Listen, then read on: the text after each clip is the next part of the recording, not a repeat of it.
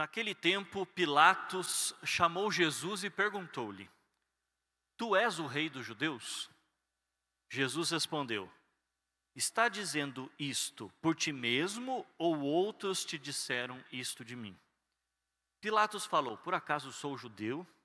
O teu povo e os sumos sacerdotes te entregaram a mim. Que fizeste? Jesus respondeu: O meu reino não é deste mundo.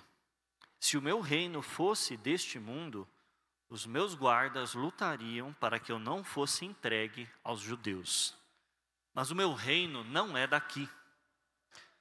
Pilatos disse a Jesus: Então tu és rei? Jesus respondeu: Tu o dizes, eu sou rei.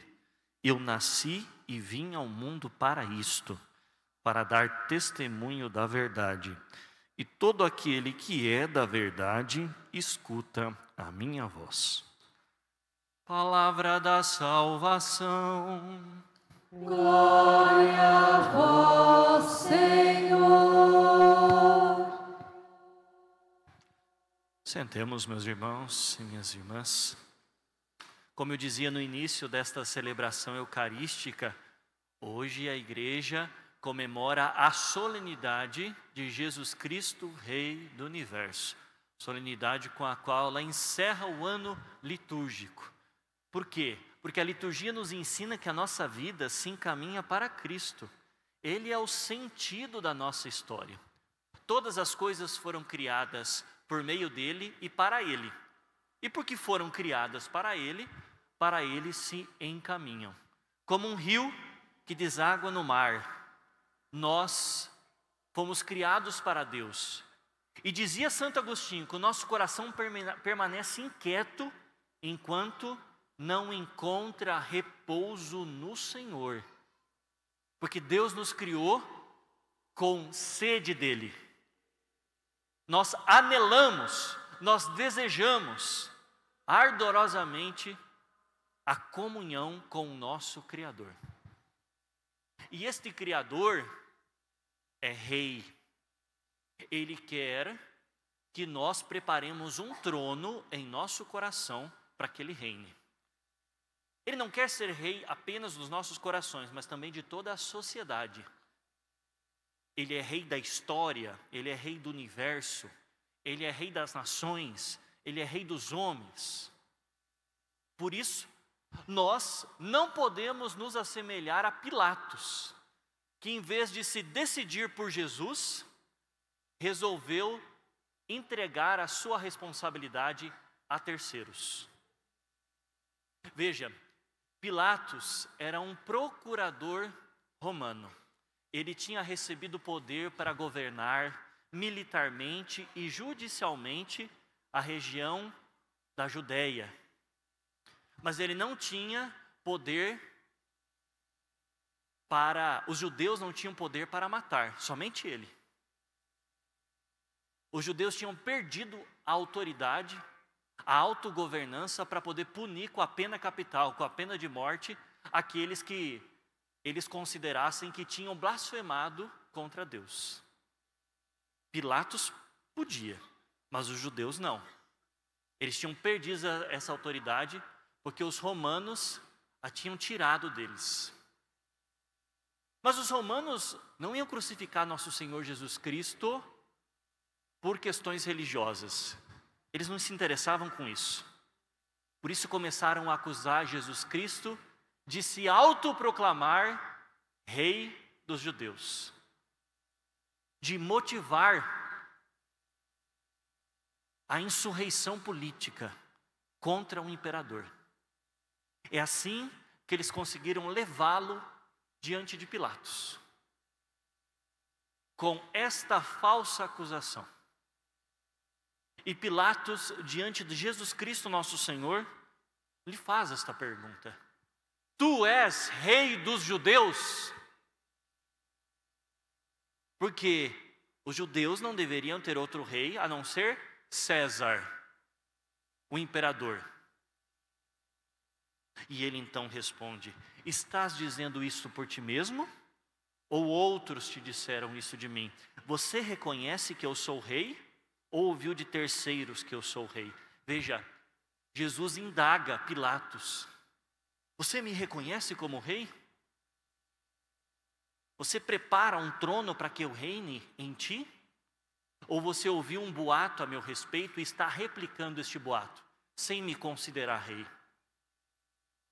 Pilatos falou: por acaso eu sou judeu? Eu sou pagão, eu sou romano, politeísta, adoro vários deuses, não pertenço à raça dos judeus, não professo a religião judaica.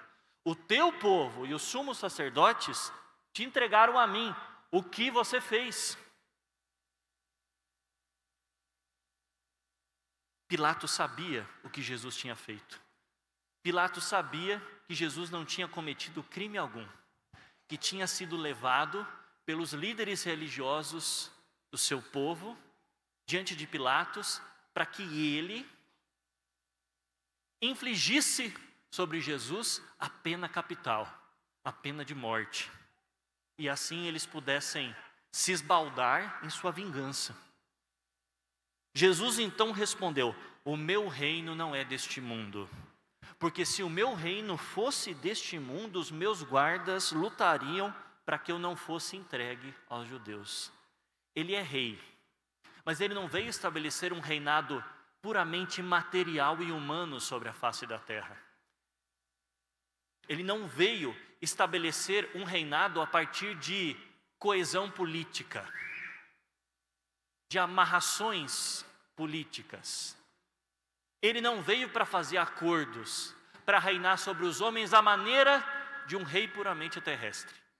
O seu reino é espiritual. É claro que ele possui consequências sociais, mas é um reino que vem dos céus, que não é fruto das elucubrações e das maquinações humanas. Ele disse: o meu reino não é daqui. Pilatos então disse a Jesus: então tu te reconheces como rei? E o Senhor diz: eu sou rei. Eu nasci e vim ao mundo para isso, para dar testemunho da verdade. E todo aquele que é da verdade escuta a minha voz. Pilatos então lhe pergunta o que é a verdade, mas não fica para ouvir a resposta.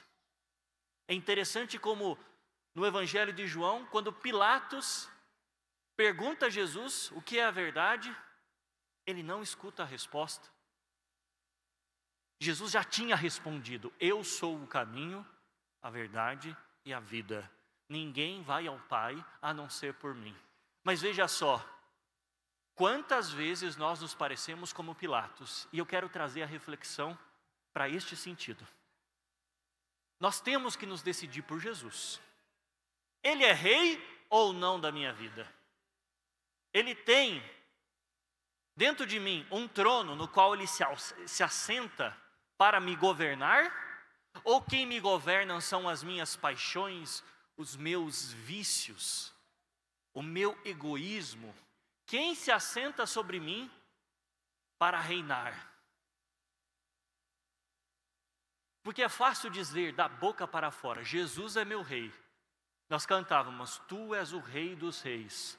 O Deus do céu deu-te reino, força e glória. Mas ele de fato reina sobre você e sobre mim? A vontade dele governa a tua vida? O ensinamento dele rege as tuas atitudes? Ou se trata simplesmente de palavras que não condizem com a nossa vida? Jesus já nos tinha precavido a respeito disso.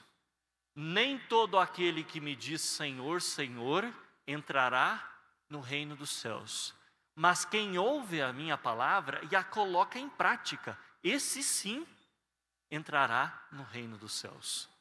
Não basta dizer, é preciso fazer. É preciso procurar o tempo todo este reinado.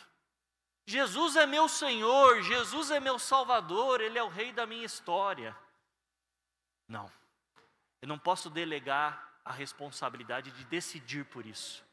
E Pilatos fazia. Pilatos não teve a coragem de se decidir. Ele sabia que Jesus era inocente. E por suas perguntas, sabia que estava diante de alguém amado por Deus. Alguém que falava em nome de Deus. Mas ele quis que o povo decidisse por ele. O que ele fez? Resolveu libertar um prisioneiro na Páscoa, como era costume naquele tempo. Apresentou diante do povo Jesus e um bandido chamado Barrabás. E o povo escolheu Barrabás. Ele imaginava que o povo escolheria Jesus, e assim ele não teria precisado se responsabilizar. Eu vou salvar Jesus, mas não sou eu quem farei a decisão, quem tomarei a decisão. São outros que o farão por mim. Mas ele não conseguiu, o povo escolheu Barrabás. Depois, ele resolveu mandar chicotear Jesus. Jesus foi chicoteado e ele então foi apresentado ao povo, para que com isso, o povo, vendo Jesus todo desfigurado, por causa daquelas chicotadas, dele tivesse misericórdia, piedade, compaixão e não o condenasse à morte. Não chamasse a morte a Jesus Cristo. Não dissesse crucifica, o crucifixo. Ele queria apelar ao coração bom do homem. Mas nem isso ele conseguiu. Quis transferir a responsabilidade dele novamente para o povo que se reunia com desejo de que ele fosse morto e que o sangue dele caísse sobre eles e seus filhos. Nós também nos parecemos com Pilatos às vezes.